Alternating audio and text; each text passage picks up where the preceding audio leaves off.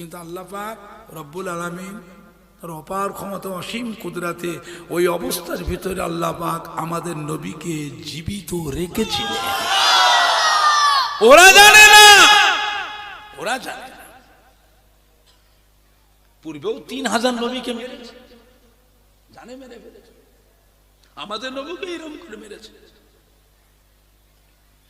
আল্লাহ পাক পাঠিয়ে দিন জিবরাইল আলাইহিস তাড়াতাড়ি যাও, আমার হাবিবকে কি অবস্থা হচ্ছে গিয়ে দেখো।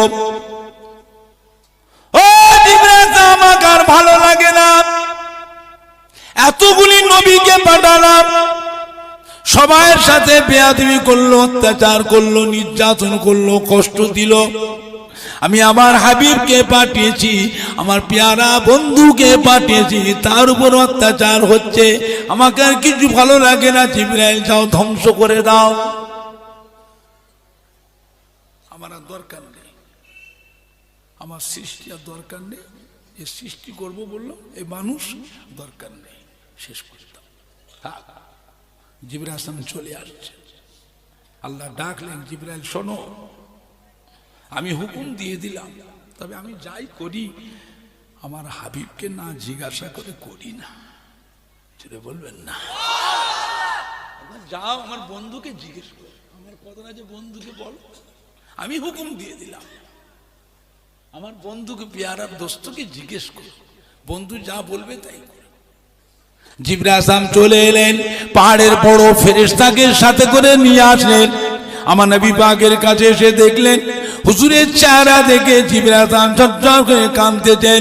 নবী আমার বেহুশ হয়ে পড়ে আছেন, একা, আর কেউ না।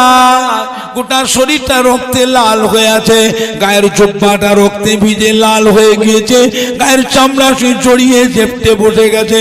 জিবরাইল আসলাম দাঁড়িয়ে দাঁড়িয়ে কাঁদছেন, আল্লাহ গো, হাবিবের উপরে এত অত্যাচার হয়েছে, হাবিবের মনে কত ব্যথা, হাবিবের মনে কত দুঃখ।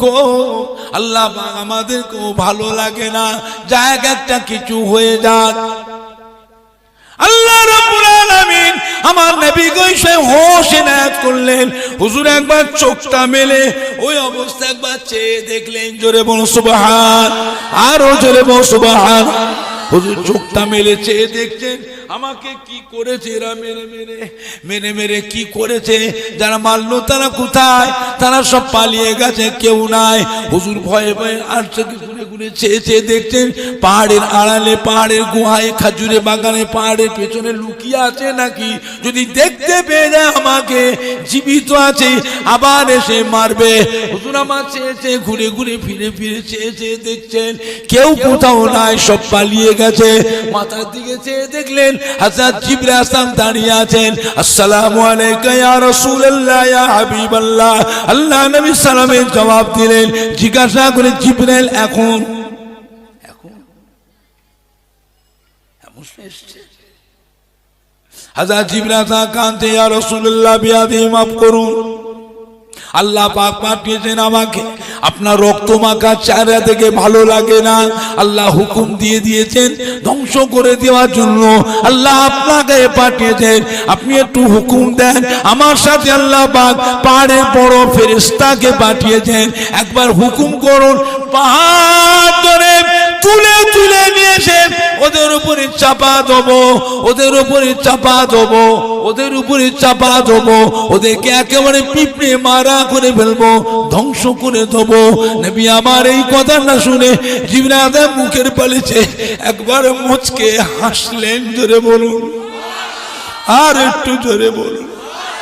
জিবরাইল, আল্লাহ পাক আমাকে ওদের উপর অভিশাপ দেওয়ার জন্য, বদদোয়া করার জন্য পাঠান গো। আল্লাহ পাক